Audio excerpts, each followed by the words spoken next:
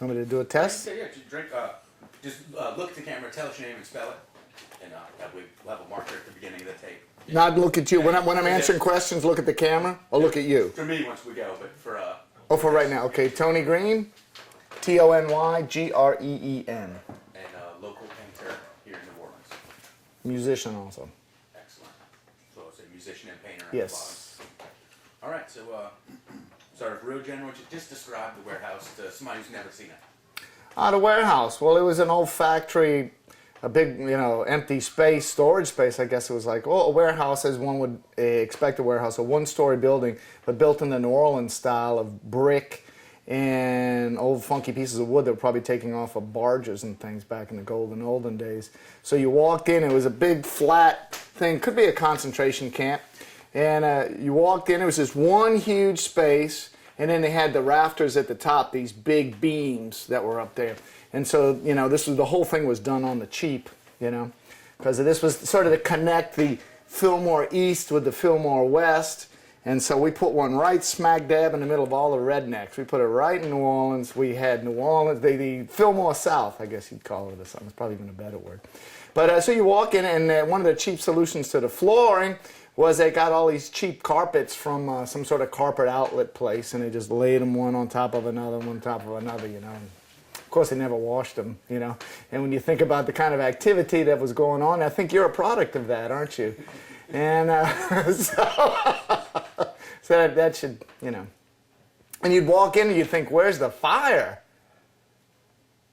Because there's all this smoke, man, I mean, yeah, so you had to sort of, then finally you found the stage and, everything was fine, so.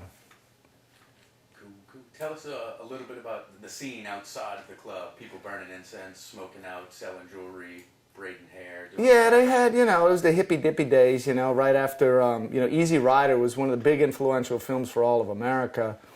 And because it showed Peter Fonda and Dennis Hopper as they made their way across America, and they stumbled upon New Orleans, and they sort of brought the Mardi Gras. What is that?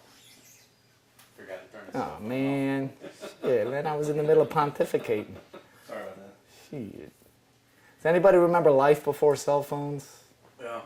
You I was do? thinking about it on the way over It's here. much easier. Our kids will probably never hear a dial tone. Yeah.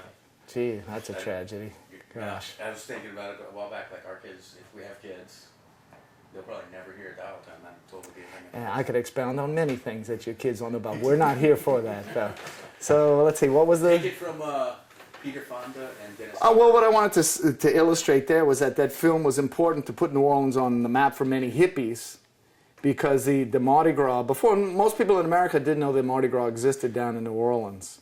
So that film, they had that scene that was shot during the Mardi Gras, and both Peter Fonda and Dennis Hopper were loaded on acid. And there's that scene where they're in the St. Louis cemetery, and Peter Fonda is reciting all those things about his mom, and he's crying and everything. In fact, he got really upset about that. He put that in the film because that was, his moment of vulnerability, But so people started coming to New Orleans because this was the city that care forgot, the place where you could, do all the things you'd never do in your own city. So having something like the warehouse was, offered that outlet for people to come and let loose, because we're just starting to understand what, breaking away from all the social confines of the 50s and the 60s. And so there was the explosion, the hippie explosion, to express yourself. So having the warehouse there was a great outlet for kids like me, who were nothing but trouble, and gave us a place where we could go and express that. And of course the music was there as a background for all this shenanigans, So I had great musicians coming through there, man. The first night everybody was so psyched about the Grateful Dead coming. The Flock I didn't know too much about, but man, Fleetwood Mac with Peter Green, for a guy like me, because I'm, an aspiring guitar hero. And to see those guys live playing the real English blues. I mean, I was there more for the Fleetwood Mac. I didn't really care much about Grateful Dead, but it definitely sent a buzz through the community. And of course, that night, they all get busted in the French Quarter. They were set up. And that's what the song Truckin's all about, talking about that fateful night, the first night of the warehouse in New Orleans, when they finally come down here, and the sort of reception that was laid out for them, How old were you when you were going? What year did the warehouse start? 70, January 30th, 1970. 70, huh? let's see, let's do the math. Oh God, that's 16. That was a good age. I was ready. I was reading Abby Hoffman's Steelist book, you know, and I mean, those guys were my hero big time, you know, the whole Chicago 7 thing, the breakdown of finally somebody challenging the New World Order in 1968 was a good thing, a very good thing. And John Sinclair and his White Panthers, MC5, you know, back in the days when, you know, protest was something that was part of society, a normal thing. It's not quite as it is today, where everybody's, you know, domesticated today because of so much electronic medication like your cell phones. It's the best show you ever saw there. Well, that's tough to say, because going to the warehouse, yeah, it was about the music, but again, the music was like the background for me anyway, because it was about, you know, being at the scene where the parents didn't want you to go, the scene that was outside, and then to conspire how to get in for free. You see, that was the big challenge. So you're outside, you want to get loaded, you want to get in for free, and then you want to get in and you want to see, you know, some of the women there, or see your buddies, or, you know, and then the music is going on, but it's just sort of background for all the stuff is what New Orleans music used to be in general anyway, as opposed to everybody sitting there and, you know, it was like just the background, like jazz was, you know, it was the same thing. It was just the music at the time, but oh, they had some great Quicksilver Messenger Service. That was pretty hot. Jeff Beck, you know, I like the guitar heroes. ZZ Top before the Beards, you know. In fact, they had an interview with Billy Gibbons last year or something, and they were asking him, you know, Billy, why do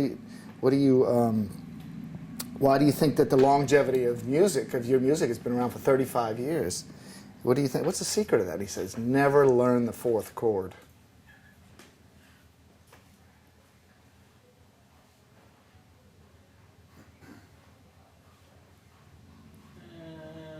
So you were talking about trying to get in free. Yeah. How did you, rambunctious youth, manage that? Well, again, being a disciple of Abby Hoffman, you know, everything was possible. Everything was tried, and it was basically, you know, a fight against the system, you know. And so the warehouse represented the system in a way. You know, the music didn't, but the guy standing at the door demanding money did. So they had this invention called the Xerox machine that gained popularity amongst us. And so what we did, if you could get one ticket, all right, and you'd Xerox that ticket, you know, maybe Xerox 10 copies. And then you take that piece of paper, because it's still a flimsy piece of paper, and then you take a piece, well, this is actually the first in your ear for those of you playing at home here. And you take a piece of board and a cardboard, a little thin piece of paper, and then you glue it on there and put it under some books, get it real tight. And if you need to color it, then you put a little, you know, but only a master could do this, of course, you know. And then you perforate it along the lines, because, you know, back then they were perforated and the guy tore them. And you make about 10 of those, and you give one to each of your buddies.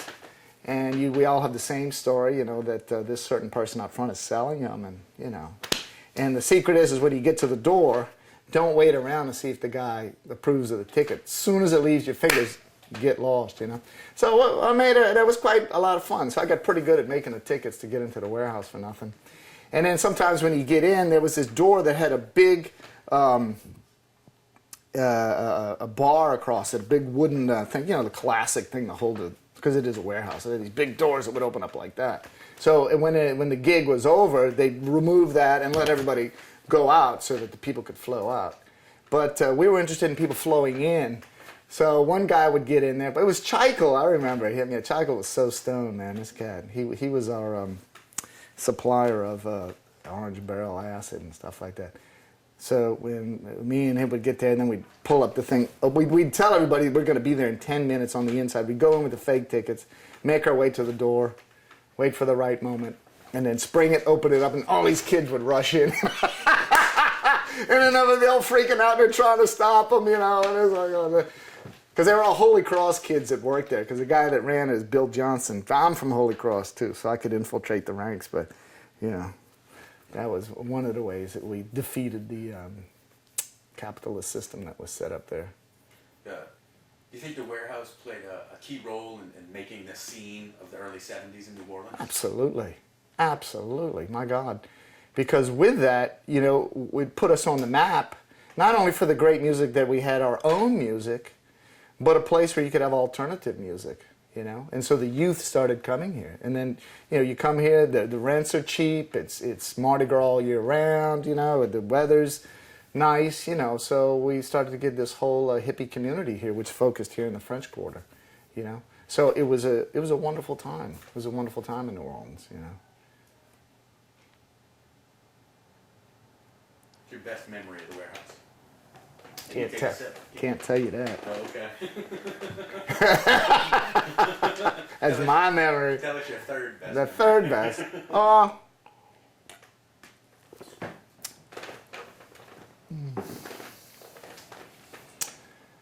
I think stealing the hat that was over the stage. That was kind of like my big moment, you know, because they had a. You know, as you looked at the stage at the warehouse, I was telling you about the beams at the beginning. Well, there's a big beam that went right over the stage. And the opening night was, as I said, Jerry Garcia, Flock, and Fleetwood Mac with Peter Green. This is before Fleetwood Mac became the watered-down sort of yuppie band, you know. This is when they were real English blues, the real deal stuff, uncommercialized. And so we went there to go see Blue Cheer, which is one of the loudest bands in the history of music. And when Blue Cheer played, their famous tune was Summertime Blues. They did a retake of it in 1968. The original Freaks, you know, in the 60s, they had hair down to here. Dickie Peterson, Lee Stevens was the guitar player. And when these guys played, they had like a wall of Marshall amps, man. And when they turned them all on, the electricity in about a block radius would go, because they're just... So, you know, after that concert, you know, everybody's making their way out, and I was with this guy, Mike Marco, who is, if anybody knows Mike Marco, man, he there was your original freak. And so we're hanging out after the show, and I think we were trying to get backstage to go meet Dickie Peterson, you know. And we got his shirt, that's right, it was a double whammy that night, because we got the shirt, which was stripes and had a big star here. The thing was all full of sweat and all that, but that was all right. And so we're standing on stage, and we look around, and all of a sudden, there's nobody around. And then there's the hat. And so I said, hey, you know, let's do this. You know, so I get on Mike Marco's shoulders, and here's the hat. One of the treasures now. So supposedly this was given to the warehouse by... Jerry Garcia on the night that he played there, and they nailed it up to the top of the rafter there, and it just was there for year after year, absorbing all that great music that came there. So when you put this thing on your head, man, you just like, whoa. Yeah, man. Take that off, man. Cool.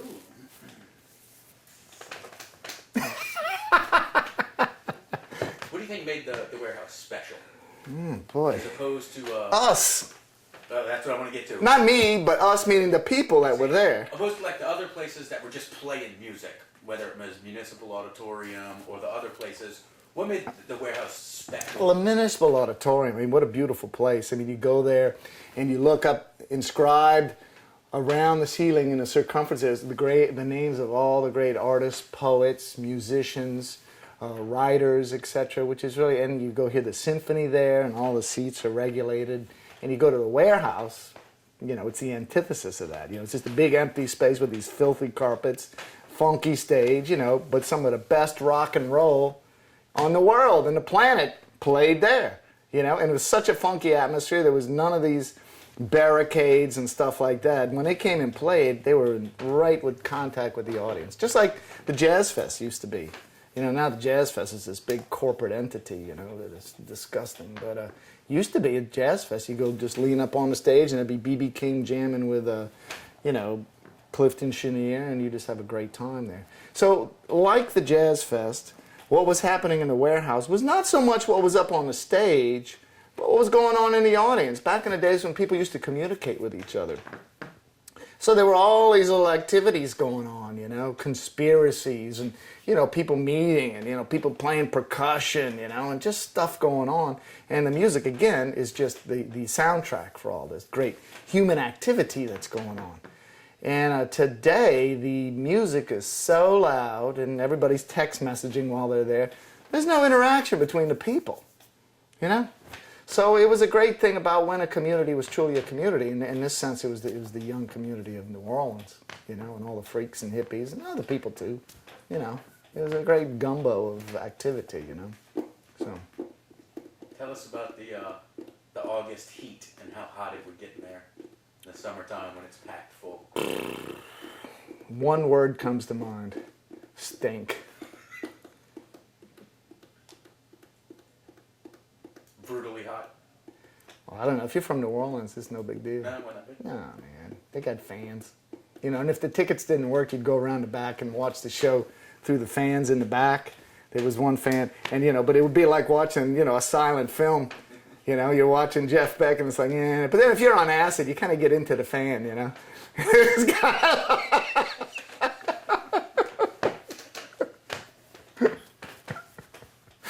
Oh my goodness, all this incriminating evidence. I hope my mom doesn't see this. Any idea why the warehouse closed? Well, by that point, at the end of the warehouse, I wasn't very interested in it because it started getting kind of yuppie-fied. I won't say yuppie-fied, but it was like all things, the magic sort of starts to move away. And I was on to, when did it close? I don't know. 83. Oh yeah, 83, it's over. It's over. Yeah, really died before that, probably in the late 70s. Yeah. The whole scene changed. Yeah, exactly. I mean, I'm talking about the golden days when 70 to 73. Yeah, man. When you had something that was real going on, and then that's when the tentacles of the corporation started moving in and destroying families, destroying communities, and eventually destroying the nation. Because we're now in a conquered nation, by the way. I thought I'd just share that with you. Anything else you want to add? I don't know. Ask me. What do you think? Anything else? Anything you want to tell us? Beware of the New World Order. Okay? Do your research. Look into Obama is not the answer. Okay? He's a puppet. He's a shill for the global elite. He's supported by offshore bankers, okay? How about some about the warehouse? Oh, okay. I don't know. I can't think of anything. Well, I got all this. Oh, I can tell you how I won. I won the first. Okay, here we go. Ladies and gentlemen, for those of you who don't know this, all right, this is the first in your ear, okay? Now, what they had in the hippie radio station back then was WJMR FM, okay? And I forget the name of the DJ, but he was, with the super mellow tone, sort of like NPR radio, but, a stone version of NPR radio. But they played the best stuff, no commercials. Imagine that, what a concept, huh? And so they had this thing called the Speak Bubble Contest, which you can see right here. Go hold that up when you get a close on that. If you would tilt it back to you so we can get a full light on it. Yeah. How's that? Perfect. Okay, that's the Speak Bubble Contest. And let me see if they got let me just take a moment and read it here. Anybody got glasses? Where's my glasses? If you put them on. Can I get up? Oh, yeah. This is video, man. This is video. Whatever you need. Thank you. Just keep rolling and keep going. All right. Let's see how they doing back here. Oh, y'all still here? Yeah. Okay. All right. All right, let's see. Okay, win several pounds of albums, including the groups you heard this week and the ones you'll hear next week, eh? Just fill in one or more of all the bubbles with anything that you think might sway us to give you the albums. Send this page or keep it and make a list like Nixon has soul and Agnew's got a big one too. Oh, soft mentholated cucumber kazoo. That's where they were in those days. But, so yours truly, this was my big chance here.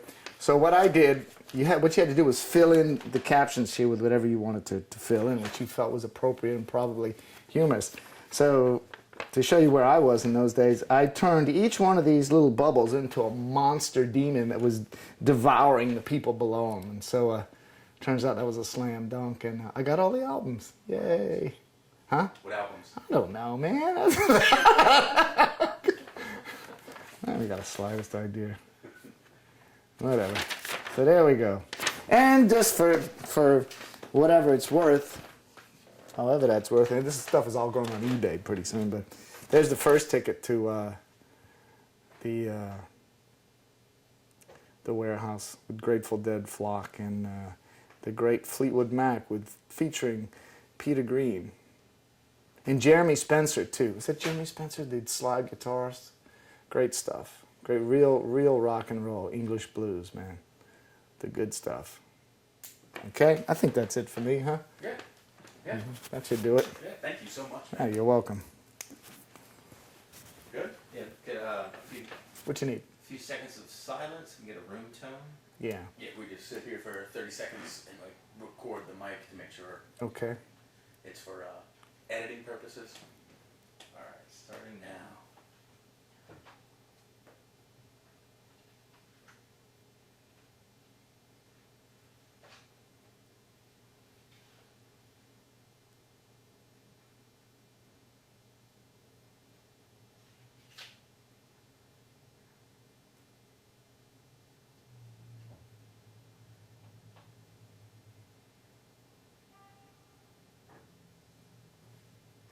Good. Okay. Catherine?